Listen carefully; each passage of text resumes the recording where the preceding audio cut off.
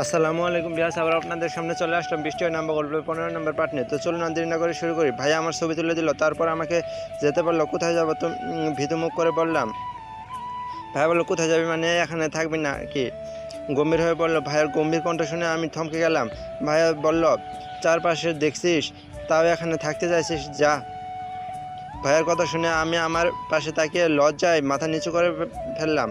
C C C, কি দেখলাম? একটা ছেলে একটা মেয়েকে চুমু খাচ্ছে। চোখ বন্ধ করে আবার খুললাম। তারপর ভাইয়াকে বললাম, তুমি এখানে কি করছো? আমার কথায় ভাইয়া ভ্রু কুচকে তাকালো। দেখলি না ফ্রেন্ডদের সাথে আছি? আমি আশেপাশে তাকিয়ে বললাম, তুমিও এখান থেকে চলে যাও। সি সি, কি অসভ্য ছেলে মেয়ে বলে নাক ছিটকালাম। তারপর বান্ধবীদের কাছে গিয়ে বললাম, চল জায়গা আর না। সি সি, কি নির্লজ্জ ছেলে মেয়ে এগুলো বলে চলে এলাম। ভাই আমার যাওয়ার দিকে তাকিয়ে বাঁকা হাসলো। তারপর আমি চোখের আড়াল হতে ফ্রেন্ডদের কাছে গিয়ে বসলো। ভাইয়ের ফ্রেন্ডরা বলল, আদনান, এ তোর মায়াবতী তাই না? আদনান ভাই কিছু বললো না, ফোনের দিকে এক দৃষ্টিতে তাকিয়ে আছে। আরেকজন বলল, হ্যাঁ, এই তো আমাদের ভাবি, ছোটো ভাবি আমাদের। সে ছোটোবেলা থেকেই তো আদনান ওকে ভালোবাসে, কিন্তু এখনও মনের কথা বলতে পারলো না কেন? আর বলিস না, ওর হিটলার শ্বশুর দুলার বাবা তো ওকে শর্ত দিয়েছে, আগে জানানো যাবে না। আরেকজন বলল, বেচারা আদনান, নিজের ভালোবাসার মানুষটি এত কাছে থেকেও অনেক দূরে। সবাই আদনানকে নিয়ে কথা বলতে লাগলো, আর আদনান নিজের মন মতো মায়াবতীর ছবি দেখছে। একটু আগে যে ছবিগুলো তুলেছে সব ছবি খুঁটিয়ে খুঁটিয়ে দেখছে। আজকে দুলাকে ওর ভাবনার থেকেও অনেক বেশি সুন্দর লাগছে। এত সুন্দর লাগছে যে নিজেকে কন্ট্রোল করার দায় হয়ে যাচ্ছে। তৃষ্ণার্ত মনটা বারবার অন্যমনস্ক হয়ে পড়ছে। আমরা আবার চেয়ারে বসলাম। শাড়ি পরে হাঁটা খুব কষ্ট। বসতে বিরিয়ানির প্যাকেট নিয়ে এলো মামা, আর আমাদের সবাইকে দিয়ে গেল। কি খাওয়া? এত সুন্দর করে সেজেগুজে এসেছি কি খাওয়ার জন্য? বিরিয়ানি আমার অনেক পছন্দের, কিন্তু খেলেই তো স্বাদ নষ্ট হয়ে যাবে জানি, তাই খাচ্ছি না। কিন্তু না খেয়ে থাকতেও পারছি না। পছন্দের জিনিস থাকলে কি থাকা যায়? ওই খাস না কেন? আমি খাবো না রে, খেলেই দেখবি পুরো হাত মুখ নষ্ট হয়ে গেছে, তাই বলে না খেয়ে থাকবি?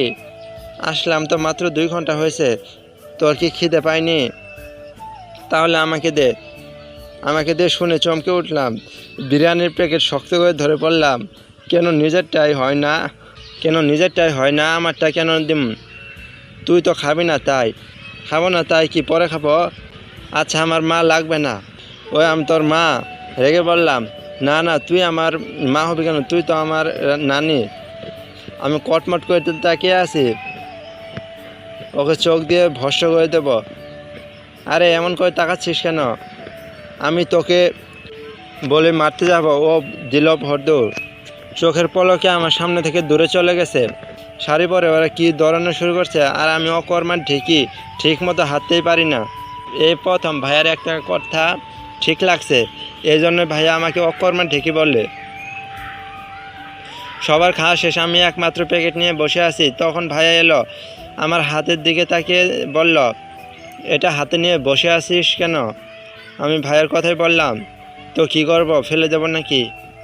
আমি কি ফেলে দিতে বলেছি? ইডিয়েট, খাসনি কেন?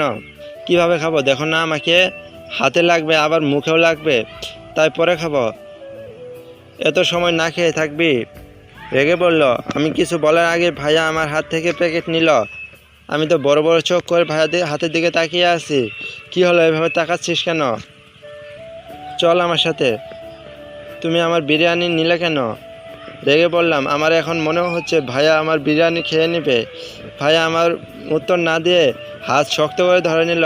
আরে কোথায় নিয়ে যাচ্ছ? কথা বাদ দিয়ে চল। আর কিছু বললাম না।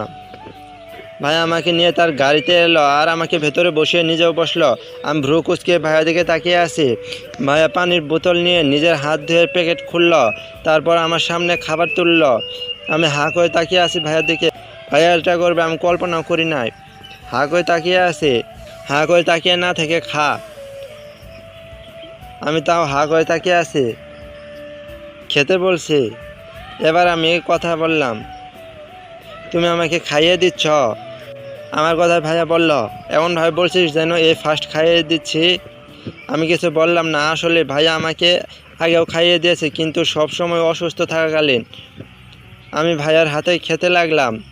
ভাইয়া বরাবরের মতো যত্ন করে খাইয়ে দিচ্ছে আমাকে। আমি ভাইয়ার দিকে হা করে তাকিয়ে আছি। এভাবে তাকিয়ে আছিস কেন? এভাবে তাকিয়ে থাকিস না, প্রেমে পড়ে যাবে।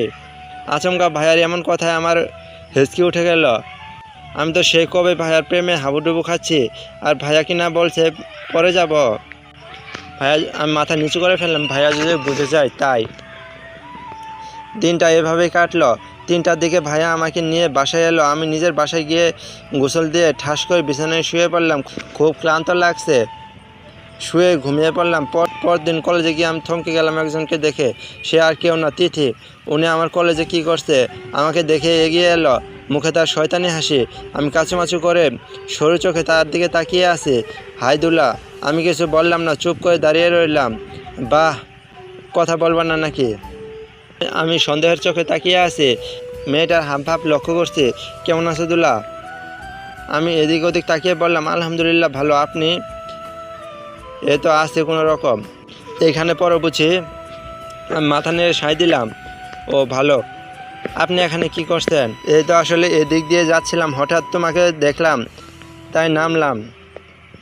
আমার কথাটা বিশ্বাস হলো না, কারণ জানি এখানে ছিল আমার আগে থেকে, কিন্তু বলল অন্য কথা। ও, মেয়েটাকে আমার একদমই পছন্দের না, কথা বলতে চাই না, তাই কথা বাড়ালাম না। আচ্ছা আমি আসি বলে পাশ কাটিয়ে চলে গেলাম কলেজে। তিথি আমার যার দিকে তাকিয়ে শয়তানি হাসি দিল। আমি কলেজে যেতে আমার বান্ধবীরা জিজ্ঞেস করলো, কে রে ওই মেয়েটা? আমি একবার তিথির দিকে তাকিয়ে বললাম, আদনান ভাইয়ের ফ্রেন্ড না গার্লফ্রেন্ড জানি না। তখন ইলমা বলে উঠলো, আমার কি মনে হয় জানিস দুলা? আমি বললাম, কি মনে হয়? ইলমা বলল, আদনান ভাই তোকে ভালোবাসে। আমি ওর কথায় চমকে উঠলাম। হে, কি বলছিস? সত্যি আমার এটাই মনে হয়। দেখিস না তোকে কত কেয়ার করে, কোনো ছেলের সাথে কথা বলতে দেয় না, সবসময় ছায়ার মতো আগলে পাশে থাকে। ভালো না বাসলে এমন করতো না। আমি সরু চোখ করে ওর দিকে তাকিয়ে আছি। চলবে।